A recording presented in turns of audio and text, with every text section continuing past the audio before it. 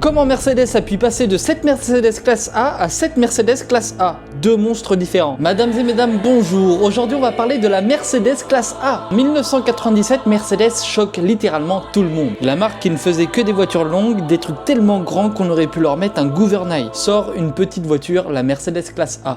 À l'époque, Mercedes c'est le luxe, les grosses berlines, les voitures de PDG et de ministres, mais la marque veut toucher les familiales, les jeunes et la ville. Gros problème, c'est que Mercedes veut sortir la Mercedes classe A, mais en face, il y a la Renault Twingo qui est en train de tout niquer. La Renault Twingo est moins chère, plus accessible et a un look vraiment familial et jeune. En soi, la voiture de tous les jours. Mais Mercedes ne lâche pas, ils continuent car ils se disent que le nom Mercedes va plaire aux gens. Et en 1997, il se passe un drame avec la première de nom Mercedes classe A. Lors du célèbre test de l'élan en 1997, la classe A se retourne.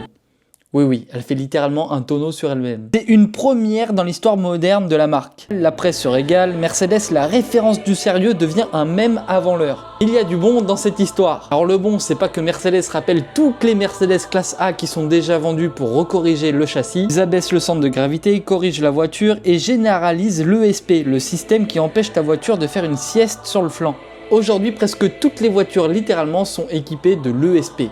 Et tout ça à cause d'une classe A qui s'est retournée. Puis en 2004 arrive la W164. Toujours familiale, toujours haute, plus sérieuse, plus fiable, mais elle reste sage.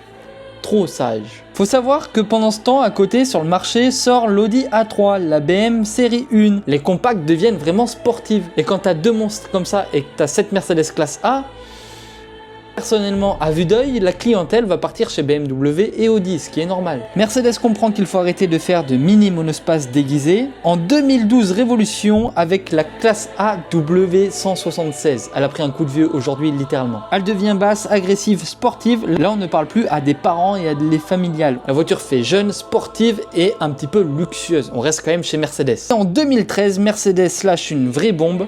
La A45 AMG. 4 cylindres, 360 chevaux pour un moteur comme ça, ce n'était du jamais vu. Une compacte plus puissante que certaines supercars des années 2000. En 2015, ils arrivent à faire la phase 2, la A45 AMG W176 et qui fait 381 chevaux. Toujours une petite voiture avec un gros moteur. Puis en 2018 arrive la W177. Écran géant, les LED partout, le confort, l'Alcantara, une vraie bombe intérieure et extérieurement. Même si je préfère quand même celle-ci extérieurement. La phase 2 était incroyable selon moi. Et en 2019, la A45 AMG pousse le délire à 421 chevaux et sort la 45S, qui est vraiment un record mondial. 421 chevaux, 4 cylindres, t'imagines, c'est plus de 100 chevaux par cylindre.